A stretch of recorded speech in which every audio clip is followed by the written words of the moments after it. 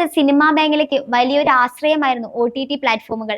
തിയേറ്ററുകൾ വീണ്ടും പ്രേക്ഷകർക്കായി തുറന്നപ്പോഴും OTT സിനിമയെ സ്വാധീനിച്ചിരുന്നു. പിന്നാലെ ഇത്തരം പ്ലാറ്റ്ഫോമുകൾ കൂണുപോലെ മുളച്ചതോടൊപ്പം അതിനായി മാത്രം സിനിമകൾ നിർമ്മിക്കാൻ തുടങ്ങുന്ന സാഹചര്യവും വന്നെത്തി. എന്നാൽ ഇപ്പോഴിതാ ഈ ട്രെൻഡ് മാറി സിനിമകൾക്ക് തിയേറ്ററിനെ വീണ്ടും ആശ്രയിക്കേണ്ട സാഹചര്യം വന്നെത്തിയിരിക്കുകയാണ്. OTTയുടെ നല്ല കാലം കഴിഞ്ഞുവെന്ന് സിനിമാ നിരൂപകനും ട്രേഡ് അനലിസ്റ്റുമായ ശ്രീധർ പിള്ള പറയുന്നു.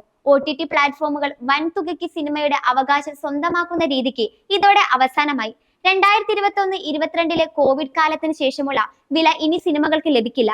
2022 OTT പ്ലാറ്റ്ഫോമുകൾ നൽകിയ വിലയുടെ 1/3 മാത്രമായിരിക്കും ദക്ഷിണേന്ത്യൻ സിനിമകൾക്ക് ഇനി ലഭിക്കുകയെന്നും ശ്രീധർ പിള്ള വ്യക്തമാക്കുന്നു.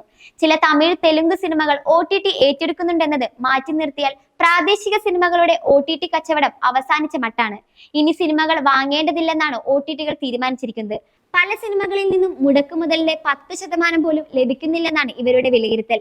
27 കോടിക്ക് അവകാശം വാങ്ങിയ ഒരു സിനിമയിൽ നിന്ന് OTTക്ക് ലഭിച്ചത് 50 ലക്ഷത്തിൽ താഴെ മാത്രമാണ്.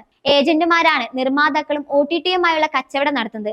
മാത്രമല്ല OTTയിൽ കാര്യങ്ങൾ തീരുമാനിക്കുന്നവർക്കും കമ്മീഷൻ കൊടുക്കേണ്ടി വരുന്നു. ഇത്തരത്തിൽ പരിധി ലംഘിച്ചതോടെയാണ് ഇനി സിനിമ എടുക്കേണ്ടെന്ന തീരുമാനത്തിലെത്തിയത്. OTTയെ പ്രതീക്ഷിച്ച് നിർമ്മിച്ച 30ഓളം സിനിമകളെങ്കിലും നിലച്ച മട്ടാണ്. സൂപ്പർ ഹിറ്റ് സിനിമകളുടെ അവസ്ഥ മറ്റൊന്നല്ല. റിലീസ് ചെയ്ത് കളക്ഷൻ ലഭിക്കുന്നുണ്ടെന്ന് പരിശോധിച്ച ശേഷം മാത്രമേ ഏറ്റെടുക്കുമെന്നും OTT വ്യക്തമാക്കിയിട്ടുണ്ട്.